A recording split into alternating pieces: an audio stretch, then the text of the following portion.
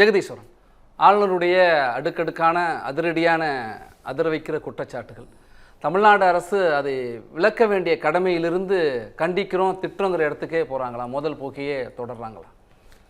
நீங்கள் சில விஷயங்களை இஷ்யூ பேஸ்டாக தான் பார்க்கணும் அப்படின்னு நான் நினைக்கிறேன். நீங்கள் வந்து இன்றைக்கி தமிழ்நாட்டில் உயர்கல்வி ரொம்ப மோசமாக இருக்கான்னா அது எல்லோருக்குமே தெரியும். நீங்கள் பல கல்லூரிகளில் பேராசிரியர்கள் இல்லை, பல்கலைக்கழகங்களில் பேராசிரியர்கள் இல்லை, துணைவேந்தர்கள் இல்லை அப்படிங்கிறது எல்லோருக்கும். அரசு கல்லூரிகளில் முதல்வர்கள் இல்லை. படிக்கிற பசங்க எவ்வளோ கஷ்டப்பட்டுட்டு இருக்காங்க. ஒரு பக்கம் வந்து ஆமாம் ஜிஆர் ரேஷியோட நம்ம வந்து நேஷனல் ஆவரேஜோட பெட்டராக இருக்கும், 50% தாண்டிட்டோம். பசங்களை கொண்டு வரதுக்கு இந்த தமிழ் புதல்வன் திட்டம், பெண்களுக்கு 1000 ரூபாய் அதெல்லாம் கொடுக்குறாங்க. சரி, ஆனால் அங்கே போயிட்டு என்ன பண்ணுறாங்க?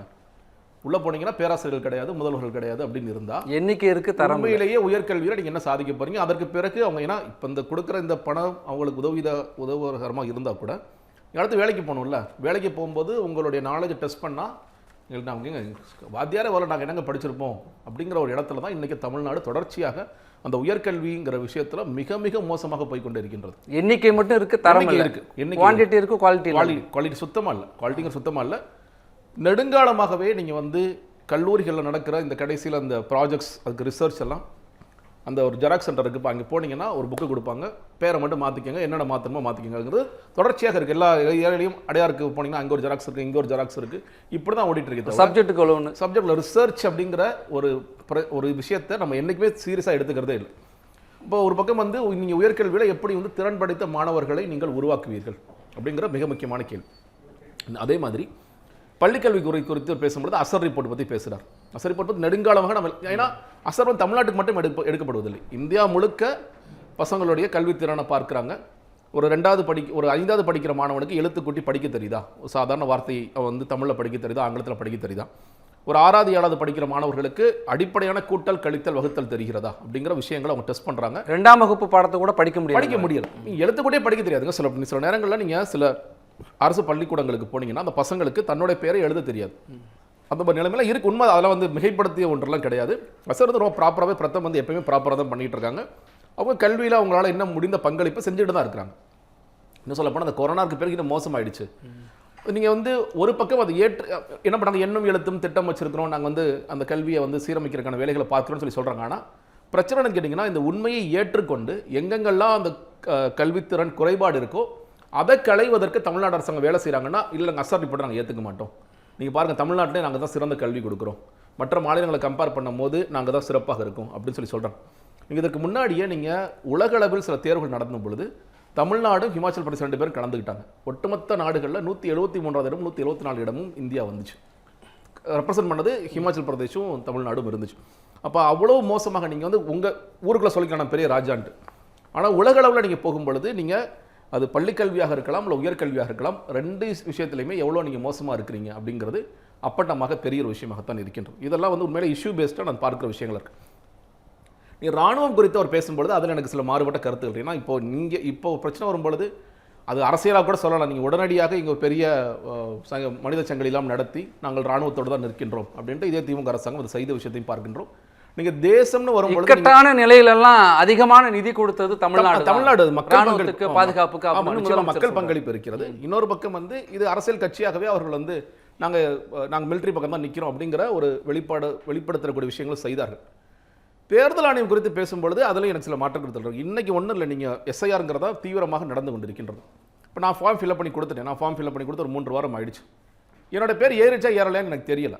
நீங்கள் ஒரு தொடர் கம்யூனிகேஷன் ஒன்று இப்போ ஒரு பத்திரிகையில் இப்போ வரும்போது அவர் பார்த்துட்டு வந்தேன். நீங்கள் வந்து ஒரு தொடர் கம்யூனிகேஷனே இல்லை. இன்றைக்கி இருக்கிற எலக்டரேட்ஸ்க்கு நம்ம பெயர் பதிவு செய்யப்பட்டதா இல்லையா, அதுக்கான ரிசல்ட் என்ன, நம்ம பேர் வந்து கடைசியாக வாக்காளர் பட்டியலில் வந்துருமா இல்லையா அப்படிங்கிறத என்ஷூர் பண்ணாமல் இருக்கிறாங்க அப்படிங்கிற ஒரு விமர்சனத்தை மட்டும் நான் வைக்கிறேன். நீங்கள் வந்து அது செய்யணும் அப்படிங்கிற ஒரு பார்வையிலேருந்து வைக்கிறேன். அப்போ தேர்தல் ஆணையத்தின் மேலே ஒரு பயம் இருக்கான்னு நிச்சயமாக இருக்கிறது. இன்றைக்கி வந்து இந்த எஸ்ஐஆருக்கு பிறகு இன்னும் பொதுவாகவே தேர்தல் ஆணையத்தின் மீது ஒரு பயம் இருக்கிறது. அந்த பயத்தை போக்க வேண்டியது தேர்தல் ஆணையத்தோட கடமை தான் நான் பார்க்கின்றேன். தொடர்ச்சியாக அரசியல் கட்சியில் குற்றச்சாட்டு வச்சுட்டே தான் இருப்பாங்க. சில நேரங்கள் தோத்தவனா இவிஎம் பற்றி பேசுவாங்க, தோக்காட் ஜெயிச்சா இவிஎம் பற்றி பேச மாட்டாங்க, வாக்குச்சீட்டு முறைக்கு போவாங்க. அதெல்லாம் விட்டுறலாம். நம்ம பொதுமக்களுக்கு எந்த நேரத்திலும் தேர்தல் ஆணையம் மீது ஒரு நம்பிக்கை இருந்து கொண்டே இருக்கும். அது கண்ணியமான ஒரு அமைப்பு, ஒரு இன்ஸ்டிடியூஷன். அந்த இன்ஸ்டிடியூஷன் மேலே எங்களுக்கு எந்த பிரச்சனையும் இல்லை. அதில் வந்து அரசியல் சார்பெல்லாம் இல்லாமல் உண்மையிலேயே அவங்க வந்து free and fair elections conduct பண்ணுறாங்க, ஒரு எலக்ட்ரேட்டை வந்து உள்ளே கொண்டு வரதுக்கான வேலைகளை ஜென்யூனாக பண்ணுறாங்க. எந்த ஒரு வாக்காளரும் விடுபடக்கூடாது அப்படிங்கிறது ஜென்யூனாக பார்க்குறாங்க. அப்படிங்கிற விஷயத்திலும் தேர்தல் ஆணையம் தங்களை எப்பொழுதுமே சரியாக வைத்துக்கொள்ள வேண்டியது அவசியம் பார்க்கணும். என்ன பொறுத்தவரைக்கும் தேர்தல் ரெண்டு வேலை தான். ஒன்று, தேர்தலை சுமூகமாக நடத்துறது. மற்றபடி எல்லா நேரங்களிலும் எங்கள்கிட்ட இருக்கிற இந்த வாக்காளர் பட்டியல்ங்கிறது தூய்மையான ஒன்றாக இல்லை. இப்போ எஸ்ஐஆருங்கிறது புதுசு இல்லை, நடந்துகிட்டே இருக்கிறது தான். இடையில 20 வருஷமா நடத்தாம விட்டாங்க, இப்ப நடத்துறாங்க. அதுல ஒரே ஒரு பிரச்சனை தாங்க எனக்கு. நடத்துங்க, நீங்க அனைத்து கட்சி கூட்டத்தில் கூட அவங்க சொல்றதை நடத்துங்க, தேர்தலுக்கு பிறகு நடத்துங்க. தேர்தலுக்கு முன்னாடி ஏன் அந்த அவசரம் காட்டுறீங்க அப்படிங்கிறத. ஏன்னா நீங்க அதாவது சம்மரி விஷயம் நடக்காடி பரவாயில்ல, எல்லா மாநிலங்களிலும் வருஷத்துல தேர்தல்ங்கிறது தொடர்ந்து நடந்துட்டு தான் இருக்கு. 2024 மக்களவை தேர்தல் நடந்துச்சு. இப்ப அடுத்து நமக்கு தமிழ்நாட்டுக்கு வரப்போகுது, பீகார் முடிஞ்சிச்சு, அடுத்து 2027 உத்தரப்பிரதேசம், அப்படி வரிசையா வந்துட்டு தானே இருக்கும். நான் சொல்றீங்க, நீங்க மாநிலம் சூஸ் பண்றீங்கல்ல, நீங்க இப்ப கேரளாவுக்கும் தமிழ்நாட்டுக்கும் தேர்தல் அறிவிக்கிறதுக்கு ஒரு 6 மாசத்துக்கு முன்னாடி இதை பண்றீங்களா? தேர்தல் முடிந்த பிறகு பண்ணுங்க, மே மாசத்துக்கு பிறகு நீங்க பண்ணுங்க. என்ன இந்த கேள்விகளை உச்சநீதிமன்றம் வரைக்கும் சென்று உச்சநீதிமன்றமும் ஏற்றுக்கொள்ளாம தடை எல்லாம் விதிக்கல, தொடருங்கன்னு அவங்க அந்த கால நிர்ணயத்தை அவங்க செட் பண்ண முடியாது. இல்ல இந்த நேரம் தான் பண்ணு, அந்த நேரம் தான் பண்ணு. கண்டிப்பா வெளியில பேசுறவங்க யாரும் போய் உச்சநீதிமன்றத்துல மனுவா கொடுக்க மாட்டேங்கிறாங்க. இப்ப பீகார்ல தேர்தல் நடந்துச்சு, எஸ்ஐஆருக்கு பிறகு தேர்தல் நடந்துச்சு. அங்க ஒரு வாக்குச்சாவடியில் கூட ஒரு அங்கீகரிக்கப்பட்ட கட்சியினுடைய வேட்பாளர் கூட இல்லை, ஒரு அங்கீகரிக்கப்பட்ட கட்சி கூட எங்களுடைய வாக்காளருடைய வாக்கு இல்லை அப்படின்னு ஒரு பூத்தில் கூட எந்த பிரச்சனையும் இல்லை. இது வரைக்கும் நடந்த தேர்தலில் இப்போ தான் ரொம்ப அமைதியான நடந்த தேர்தல்லாம் சொல்கிறாங்க. இப்போ பிரச்சனை இருந்துச்சுன்னா உண்மையிலேயே நீக்கப்பட்டிருந்தா ஒருத்தராவது கேட்டிருப்பார்ல, கேட்கல. நீங்கள் அதாவது இங்கே மைக்ரேட்டிங் பாப்புலேஷன் அவ்வளோ இருக்குது, நமக்கு தெரியும். பீகார் போன்ற மாநிலங்களில் எவ்வளோ பேர் மைக்ரேட்டிங் பாப்புலேஷன் இருக்குங்கிறது தெரியும். நீங்கள் எத்தனை பேர் வந்து ஓட்டு போட்டாங்க? இப்போ 100% வந்துட்டாங்க, 100% வந்து 100% வாக்குச்சுன்னா பிரச்சனை இல்லை. அங்கே பதிவானதுங்கிறது 65% தான்ங்கிறது நமக்கு தெரியும். அப்படி இருக்கும்பொழுது இந்த வாதம் ஏற்புடையதா அப்படிங்கிறது நான் என்ன சொல்கிறேன்னா, ஒன்று தான், இதை நடத்துங்க, தாராளமாக நடத்துங்க.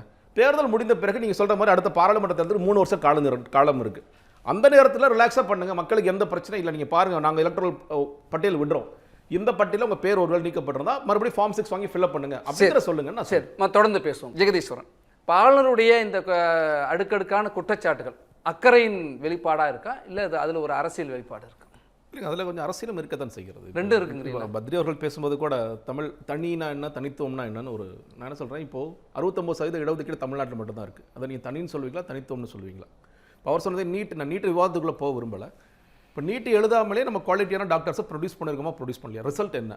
இருமொழி கொள்கையை வச்சுக்கிட்டு நம்ம வந்து குவாலிட்டியான நீங்கள் வந்து இப்போது ஆட்களை ப்ரொடியூஸ் பண்ணியிருக்கோமா? அவங்க வந்து இப்போ யூஎஸ் வரைக்கும் நம்ம ஆட்கள் கோல வச்சுறாங்கன்னா அதுக்கு மும்மொழி கொள்கை தான் தேவைப்பட்டுச்சா, இல்லை இருமொழி கொள்கையை போதுமானதாக இருக்கா அப்படிங்கிற கேள்விகள் எல்லாம் இருக்குது. அதனால் நீங்கள் எல்லாம் இதை வந்து நீங்கள் இதனால இது ஒரு கிட்டத்தட்ட தனிப்பிரிவு, ஒரு மாநிலத்தை தனியாக பிரிச்சுட்டு போகிறாங்க அப்படிங்கிற அளவிற்கு நாம் பார்க்க வேண்டிய அவசியம் இல்லை அப்படிங்கிறத நான் முன்வைக்க விரும்புகிறேன். அது மிகையான குற்றச்சாட்டாக இருக்கா? ஆமாம், அந்த இது மிகையானது தான். இது வந்து நீங்கள் ப்ராக்டிக்கலாக யோசிச்சு பார்க்கணும்ல, அது அப்படிங்கிற பார்க்குறேன். இன்னொன்று நீங்கள் இப்போ இந்த வைஸ் சான்சலர் இந்திய கூட்டாட்சின்னு பேசுகிறாங்க, இந்திய கூட்டாட்சின்னு பேசுகிற இந்த மாநில அரசு அதை விட்டு விலகி போகும் தானே அந்த இடத்துல சொல்கிறாங்க. இல்லைங்க, நீங்கள் எந்த இடத்துல விலகி போகுதுன்னு சொல்கிறேன். நீங்கள் நீங்கள் எல்லா மாநிலத்துக்குள்ளதான் நமக்கு மட்டும் தனின்னு கேட்கறது தான் சரியில்லை. அதுதான் சொல்கிறேன். இப்போ 69% இடஒதுக்கீடு மக்களுக்கு பயனுள்ளதாக இருக்கா இல்லையா? அல்டிமேட்டா இப்போ மற்ற மாநிலங்களும் இப்போ அது குரல் கொடுக்குறாங்களா இல்லையா? இப்போ நீ அதுவே 50% ஆகிடுமோ அப்படின்னு சொல்லிட்டு இது வழக்கு வந்தால் மறுபடியும் உச்சநீதிமன்றத்தில் 50% ஆக்கிடுவாங்களோன்னு ஒரு பயம் இருக்கிறது. இன்னும் சொல்லப்போனால் இன்றைக்கி கேஸ்ட் சென்சஸ் எடுங்க, நீங்கள் ஜாதிவாரி கணக்கெடுப்பு எடுங்க, இது 69% கூட பத்தாது, இதை ஜாஸ்தி பண்ணணும், எல்லோருக்கும் எல்லாம் கிடைக்கணும், கல்வியிலையும் வேலைவாய்ப்புலைங்கிற குரல்லாம் கேட்டுக்கிட்டு இருக்கு. அப்படி இருக்கும் பொழுது இதை நோக்கி நம்ம போகணுமா? இல்லை தமிழ்நாடு வந்து தேசத்தோட மைய நீரோட்டத்தில் இணைஞ்சிருக்கு, நீங்கள் 50%க்கு வாங்க நம்ம பேசணுமா? அதுதான் என்னோட கேள்வியாக இருக்கின்றது. நான் அதுதான் வந்து அதனால் இது வந்து தனியாக தனித்துவமா அப்படிங்கிற ஒரு கேள்விக்கு நான் வரேன். இன்னொன்று, நீங்கள் வைஸ் சான்சலர்ஸ் அப்பாயின்மெண்ட் தான் இன்றைக்கி சர்ச்சைக்குரிய விஷயமாக ஆளுநர் கூட சொல்லும்போது 10 மசோதாக்கள் கிடப்பில் போட்டாங்க. நான் ஓகே, நான் என்ன கேட்குறேன், குஜராத்தில் யார் வந்து வைஸ் சான்சலர் அப்பாயின்ட் பண்ணுறா? ஸ்டேட் கவர்மெண்ட்டா, கவர்னரா? State government. இந்த சட்டம் எப்போ மாறுது? 2013. அப்போ முதலமைச்சர் யார் இருக்காரு? இன்றைக்கி பிரதமராக இருக்கு நரேந்திர மோடி அவர்கள். 2013 பிரதமர் நரேந்திர மோடி குஜராத்தில் மாற்றும் பொழுது நமக்கு எந்த பிரச்சனையும் இல்லை. இப்போ கூட மம்தா பானர்ஜி பேசுகிறாங்க, குஜராத்தில் அவர் மாற்றினாரா, அன்றைக்கி ஒன்றும் பேசுகிறேன், இன்றைக்கி மட்டும் ஏங்க பேசுகிறீங்க, அவங்களும் மாற்றுறதுக்கு முயற்சி பண்ணுறாங்க. அப்போ அதை ஏற்றுக்கொள்ள ஸ்டேட் கவர்மெண்ட்ஸ். நான் ஒரு விஷயத்தை ஒத்துக்கிறேன், இவர் வந்து வைஸ் சான்சலர்ஸில் சில பேர் மோசமாக இருக்கிறாங்க, இல்லை வந்து இதில் பெரிய பணப்புழக்கம் ஏற்படுது, அதெல்லாம் நான் தடுக்கணும், ஊழலை ஒழிக்கணும், அந்த பார்வை என்பது இன்டென்ஷன் என்பது சரி, நான் அதில் மாற்றுக்கருத்து வைக்கல. ஆனால் நீங்கள் சொன்னீங்கல்ல, இப்போ எல்லா ஸ்டேட்டுக்கும் ஒரே மாதிரி இருக்கணும்ல, ஏன் குஜராத்தில் வேறு மாதிரி இருக்குது? குஜராத்தில் இப்போ ஃபஸ்ட்டு என்ன பண்ணிக்கணும், மோடி அவர்கள் வந்தோடனே நான் தெரியாதனமா நான் சிஎம்ஆர் இருக்கும்போது பண்ணிட்டேன், மாற்றுங்கப்பா, சட்டத்தை மாற்றுங்கப்பா, இனிமேல் கவர்னர் தான்ப்பா அப்பாயின்ட் பண்ணணும். ஏன் மாற்றாமல் இருக்கீங்க நீங்கள்? எல்லாத்தையும் ஒன்றா கொண்டு வாங்க. நீங்கள் ஒவ்வொரு மாநிலமும் அவர்கள் முதலமைச்சராக இருக்கும்போது என்ன பேசினார்கள், பிரதமராக இருக்கும்போது என்ன பேசினார்கள், எல்லாருமே பொருந்தும். காங்கிரஸ் முதலமைச்சரில் வந்து ஒருத்தர் பிரதமராக இருக்கலாம், இல்லை வந்து இன்னைக்கு கவர்னர் வச்சிருக்கிற குற்றச்சாட்டுகள் இருக்குல்ல, ஆமாம், அந்த குற்றச்சாட்டுகளில் உண்மை இருக்குல்ல. உண்மை இருக்குங்க. நீங்க தான் சொல்லல, நான் ஃபர்ஸ்டே நான் ஓப்பனிங்லேயே சொல்லிட்டேன்ல, உயர்கல்வியில் சிக்கல்கள் இருக்கு. வைஸ் சான்சலர்ஸ் அப்பாயின்மெண்ட்ல இன்னைக்கு அவங்களுக்கு பெரிய பணப்புழக்கம் ஏற்படுது. பேராசிரியர்கள் இதுல பெரிய பணப்புழக்கம் இருக்கு, இதுல நிறைய லஞ்ச லாவண்யம் இருக்கு, ஊழல் இருக்குங்கிறது தொடர்ச்சியாக இன்னொரு கேள்வியை முன் வச்சிருக்காரு. இருக்கு. கருணாநிதி அவர்களுடைய பெயர்ல 2 பல்கலைக்கழகத்துல 2 இருக்கை ஏற்கனவே இருக்கு, இன்னும் 2 இருக்கைகள் வரப்போகுது. ஆனா மகாகவி பாரதியார் பேர்ல ஒரு இருக்கை கூட ஒரு பல்கலைக்கழகம் நியாயமான கோரிக்கை தான், அதில் மாற்று கருத்தே வைக்கல. நீங்க கலைஞர் பேர்ல அவர் வந்து எங்க ஆட்சி நடக்குது, நீங்க இன்னும் சொல்ல போனா இப்போ நீங்க அறிஞர் அண்ணா பேர்ல கூட சில நேரங்கள் அவங்க அறிஞர் அண்ணாவே அவங்க உண்மையிலேயே வந்து மறந்த கட்சியா இருக்காருன்னா அவங்க மறந்த கட்சியா தான், திமுக இருக்கலாம் அதிமுக இருக்கலாம், அவங்க ஃபவுண்டர் அவர் தான் ஃபர்ஸ்ட் சிஎம் அப்படிங்கிறதெல்லாம் கூட அவங்களுக்கு அவங்க குடும்பத்தோடைய அதை லெகசியை காப்பாற்றணும், அந்த காட்டுற அக்கறை தமிழறிஞர்கள் அந்த வரிசை தான் இருக்கு. அப்படிதான் இருக்கு, அதெல்லாம் மாற்றமே இல்லை. நீங்க அதுல உண்மையிலேயே தமிழ் அறிஞர்கள் மேல, உண்மையிலே சுதந்திரத்திற்காக போராடியவர்கள் மேல, அவர்கள் மேல அதீத அக்கறை காட்டுறாங்கன்னா இல்லைங்கிறது தான், அது எல்லாருக்குமே தெரியும். இந்த குடும்பத்தோட இதை காப்பாற்றணும் அப்படிங்கிறது. அதே மாதிரி இந்த போதை பழக்கம் அது குறித்து ஆளுநர் பேசியதும் சரிதான். இன்னைக்கு வந்து முன்ன விட மிக மோசமாக இன்னைக்கு வந்து மாணவர்கள் இளைஞர்கள் பாதிக்கப்படுறாங்களா? கண்டிப்பாக பாதிக்கப்படுறாங்க.